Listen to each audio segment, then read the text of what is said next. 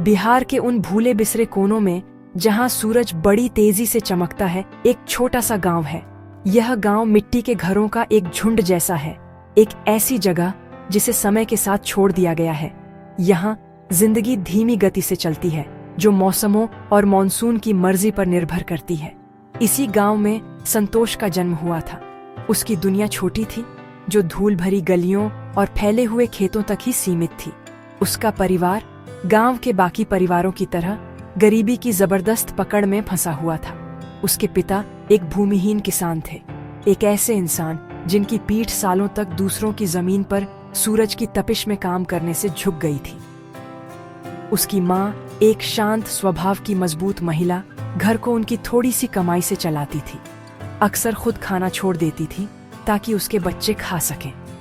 संतोष के लिए जिंदगी सबसे बुनियादी जरूरतों के लिए रोजाना की जंग थी।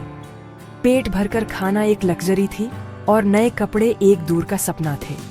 उनके छोटे से झोपड़े की छत हर बारिश में टपकती थी और ठंडी सर्दियों की हवाएं दीवारों की दरारों से अंदर आ जाती थीं। फिर भी इस कमी के माहौल के बीच संतोष के दिल में एक छोटा मजबूत सपना पलने लगा। उसने पुरानी फटी हुई किताबों के पन्नों के जरिए अपनी गांव के बाहर की दुनिया देखी। उसने एक ऐसी जिंदगी देखी जहां कड़ी मेहनत सिर्फ गुजारा करने के लिए नहीं थी, बल्कि कुछ और हासिल करने के लिए थी। वह गरीबी के उस चक्र से बाहर निकलना चाहता था जिसने उसके परिवार को पीढ़ियों से जकड़ रखा था। उसने एक अफसर बनने का सपना देखा, एक इज्जतदार इंसान, कोई ऐसा जो अपने परिवार की किस्मत बदल सके। गांव के अपने अलिखित नियम और उम्मीदें थीं। एक गरीब परिवार के लड़के के लिए रास्ता पहले से ही तय था। आपसे उम्मीद की जाती थी कि आप जैसे ही खेत में काम करने या मजदूर बनने के लिए किसी बड़े शहर में जाने लायक हों, स्कूल छोड़ दें। शिक्षा को अमीरों का विशेषाधिकार माना जाता था, उन लोगों के लिए एक बेकार का काम जिन्हें अपनी रोजी रोटी कमानी थी। गांव के बड़े बुजुर्ग अक्सर संतोष के पिता से कहते थे, आप उसके किताबों पर पैसे क्यों बर्बाद कर रहे हैं? उसे आपके खेतों में मदद करनी चाहिए। उसे इस सब पढ़ने लिखने से क्या मिलेगा? ये शब्द गांव में फैली गहरी शंका को दर्शाते थे, एक ऐसा विश्वास कि किस्मत जन्म से ही तय होती है। लेकिन संतोष के पिता अपनी मुश्किलों के बावजूद अपने बेटे की आंखों में एक असाधारण दृढ़ संकल्प की झलक देखते थे। हो सकता है कि उन्हें संतोष के बड़े सपनों की समझ न हो, लेकिन वे अपने बेटे की ज्ञान की प्यास को समझते थे। उन्होंने देखा कि संतोष कैसे शब्दों वाले किसी भी कागज के टुकड़े को संजोकर रखता था, कैसे पढ़ते समय उसका चेहरा चमक उठता था। इसलिए कई लोगों की सलाह के खिलाफ उन्होंने खुद से एक खामोश वादा किया। वह कोई भी मुश्किल सहेंगे, ज्यादा घंटे काम करेंगे और कोई भी बोझ उठाएंगे, लेकिन वे अपने बेटे के सपने को मरने नहीं देंगे। वह संतोष को तब तक पढ़ने देंगे जब तक वह पढ़ सकता है, इस उम्मीद के खिलाफ उम्मीद करते हुए कि शिक्षा एक बेहतर कल की कुंजी हो सकती है, एक ऐसा कल जिसका वह खुद सिर्फ सपना देख सकते थे। संतोष की स्कूल की यात्रा आसान नहीं थी। यह बाधाओं से भरा रास्ता था, हर एक उसकी नाजुक महत्वाकांक्षा को बुझाने की धमकी दे रहा था। सबसे नजदीकी सरकारी स्कूल कई किलोमीटर दूर था और वह हर रोज यह दूरी तय करता था। उसकी घिसी हुई चप्पलें मुश्किल से उसके पैरों को जलती हुई जमीन से बचा पाती थी।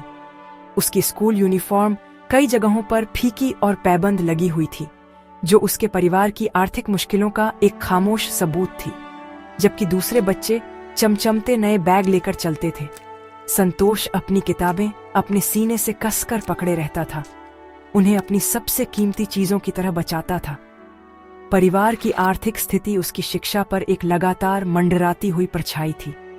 ऐसे दिन भी थे जब स्कूल की छोटी सी फीस या नई कॉपी के लिए पैसे नहीं होते थे।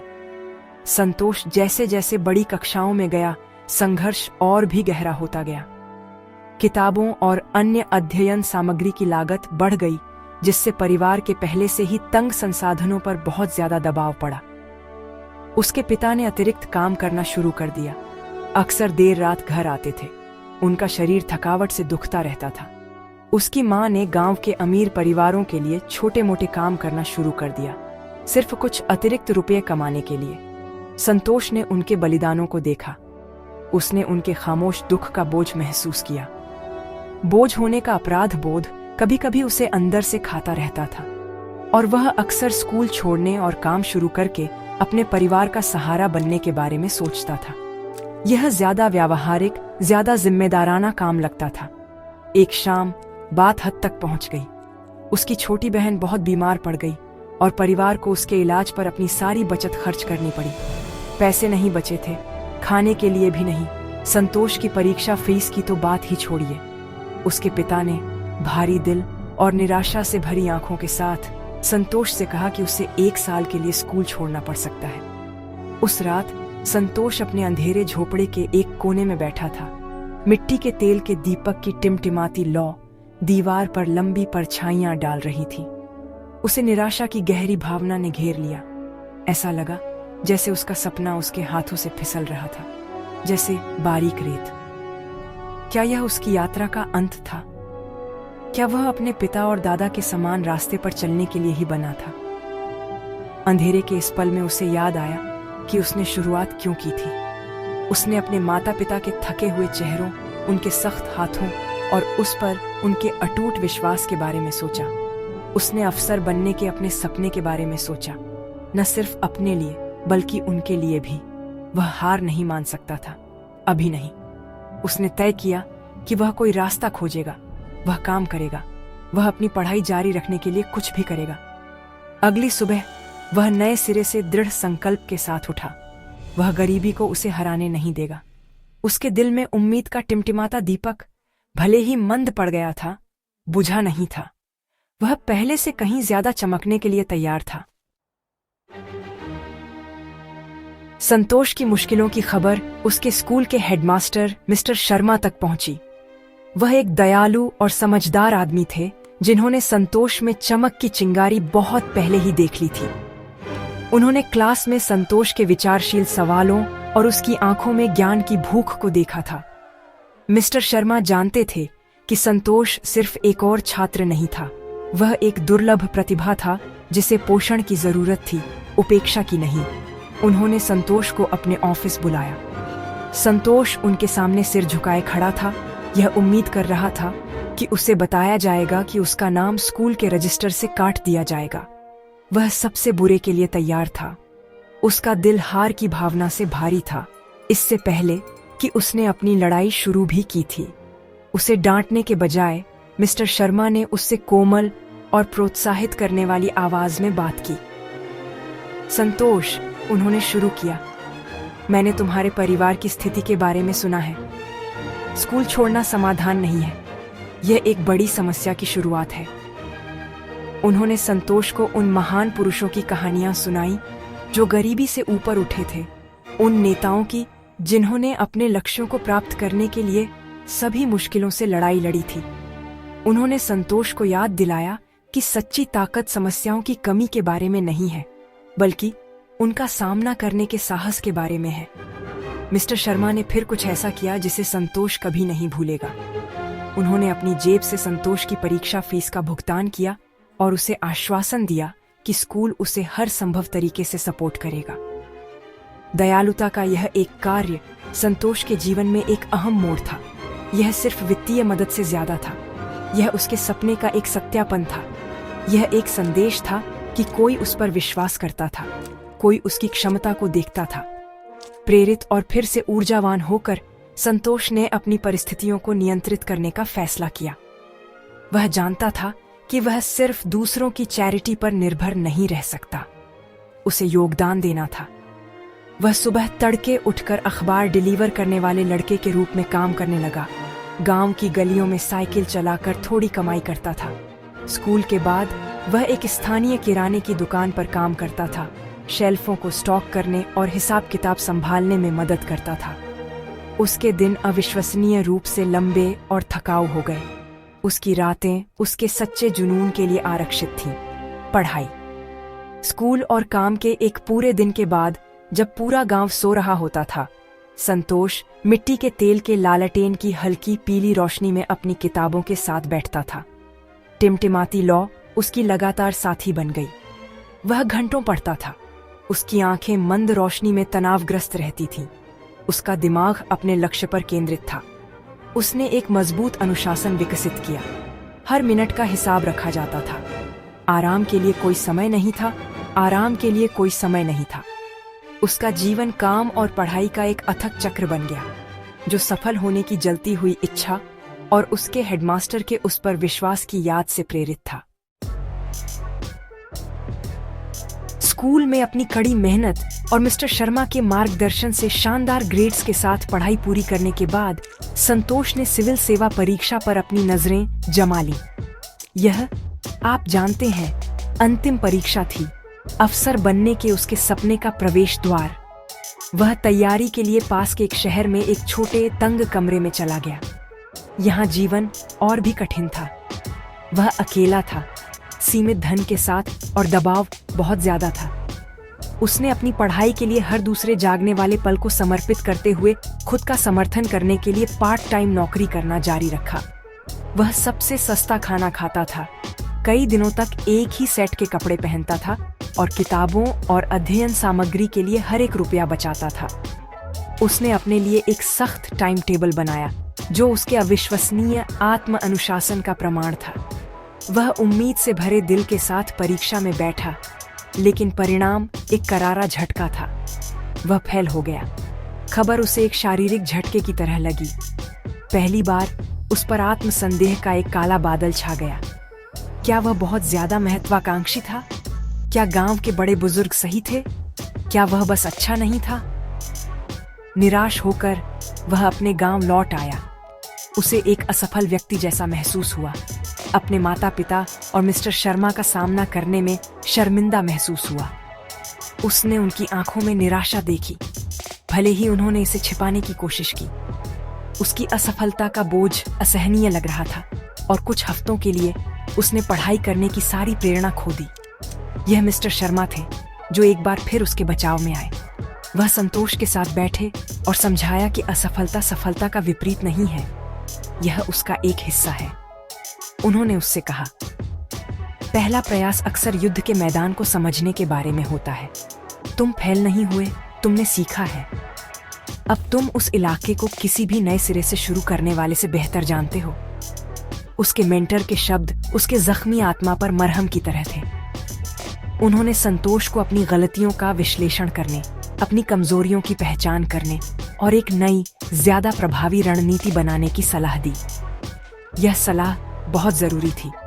इसने संतोष को असफलता को एक फैसले के रूप में देखने से बदलकर इसे प्रतिक्रिया के रूप में देखने में मदद की। नए सिरे से दृढ़ संकल्प के साथ संतोष शहर वापस चला गया। इस बार वह सिर्फ एक मेहनती व्यक्ति नहीं था, वह एक स्मार्ट व्यक्ति था। उसने अपने पिछले प्रयास का विश्लेषण किया, अपनी अध्ययन विधियों को बदल दिया और अपने कमजोर क्षेत्रों पर ध्यान केंद्रित किया। उसे लगातार असफलताओं का सामना करना पड़ा। वह दूसरी बार परीक्षा में फेल हुआ और फिर तीसरी बार। हर असफलता दर्दनाक थी, लेकिन इसने उसे अब नहीं तोड़ा।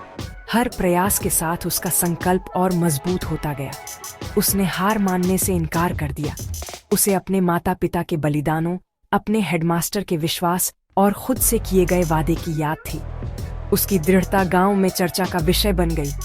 कुछ उसकी जिद का मजाक उड़ा रहे थे, जबकि दूसरे चुपचाप उसकी लगन की प्रशंसा कर रहे थे। सालों की अथक कोशिश और कई असफलताओं के बाद आखिरकार वह दिन आ गया। सिविल सेवाओं के सफल उम्मीदवारों की लिस्ट पब्लिश हो गई और इस बार संतोष का नाम उसमें था। वह स्क्रीन पर अपना नाम बार बार पढ़ता रहा। अपनी आंखों पर विश्वास नहीं कर पा रहा था। खुशी, राहत और कृतज्ञता के आंसू उसके चेहरे पर बह रहे थे। उसने यह कर दिखाया था। बिहार के छोटे भूले हुए गांव के लड़के ने गरीबी, कठिनाई और बार बार की असफलताओं को पार करके अपना सपना पूरा कर लिया था। उसने तुरंत अपने माता पिता को फोन किया। फोन के दूसरी तरफ उनकी खुशी की चीखें उसने सुनी हुई सबसे मीठी आवाज थी। यह खबर गांव में जंगल की आग की तरह फैल गई। गांव में प्रतिक्रिया परिवर्तनकारी थी। वही लोग जिन्होंने कभी उसकी महत्वाकांक्षा का मजाक उड़ाया था, अब उसे विस्मय और सम्मान से देख रहे थे। उसकी सफलता ने भाग्य और नियति के बारे में उनके लंबे समय से चले आ रहे विश्वासों को चुनौती दी। उन्होंने संतोष में एक जीता जागता उदाहरण देखा कि परिस्थितियां किसी के जीवन को परिभाषित नहीं करती। उसके पिता सिर ऊंचा करके गांव में चले। उनके चेहरे पर गर्व भरी मुस्कान थी। उसकी मां ने सभी को मिठाई बांटी। उसकी आंखें खुशी के अनकहे आंसुओं से चमक रही थीं। संतोष का घर, जो कभी गरीबी का प्रतीक था, पूरे गांव के लिए आशा और प्रेरणा का एक मील का पत्थर बन गया। उसकी कहानी एक स्थानीय किंवदंती बन गई, बच्चों को बड़े सपने देखने के लिए प्रेरित करने वाली एक कहानी। अपनी ट्रेनिंग पूरी करने के बाद संतोष, जो अब एक अफसर था, अपनी जड़ों को नहीं भूला। उसकी पहली लंबी विजिट अपने गांव वापस थी, लेकिन वह सिर्फ जश्न मनाने के लिए वापस नहीं आया था। वह एक मकसद के साथ वापस आया था। उसने अपने आप को गांव के बच्चों की आंखों में देखा, वे बच्चे जो उन्हीं कठिन परिस्थितियों में पल बढ़ रहे थे जिनका उसने सामना किया था। वह जानता था कि उन्हें सबसे ज्यादा जिस चीज की जरूरत थी, वह सिर्फ पैसे या संसाधन नहीं थे, बल्कि मार्गदर्शन और प्रेरणा थी। उसने गांव में एक छोटा मुफ्त कोचिंग सेंटर शुरू किया, अपने खाली समय और छुट्टियों का उपयोग करके बच्चों को पढ़ाने के लिए। उसने अपनी कहानी, अपने संघर्ष और अपनी यात्रा उनके साथ साझा की। संतोष की कहानी हमें एक गहरा सबक सिखाती है। यह हमें सिखाती है कि सफलता कोई संयोग नहीं है। यह अटूट दृढ़ संकल्प, अथक कड़ी मेहनत और हर बार गिरने पर उठने के साहस का परिणाम है। यह एक सपने की अविश्वसनीय शक्ति को दर्शाता है जब उसे अनुशासन और दृढ़ता का समर्थन मिलता है। संतोष ने साबित कर दिया कि आपकी परिस्थितियां कितनी भी कठिन क्यों न हो, आप कहीं से भी क्यों न आए, आपके पास अपनी नियति लिखने की शक्ति है। उसका जीवन आशा का एक प्रकाश स्तंभ बन गया। उसके गांव के अनगिनत अन्य बच्चों के लिए मार्ग रोशन करता रहा, ये साबित करते हुए कि एक मजबूत इच्छा शक्ति के साथ सबसे मंद दीपक भी सबसे अंधेरी रातों को रोशन कर सकता है।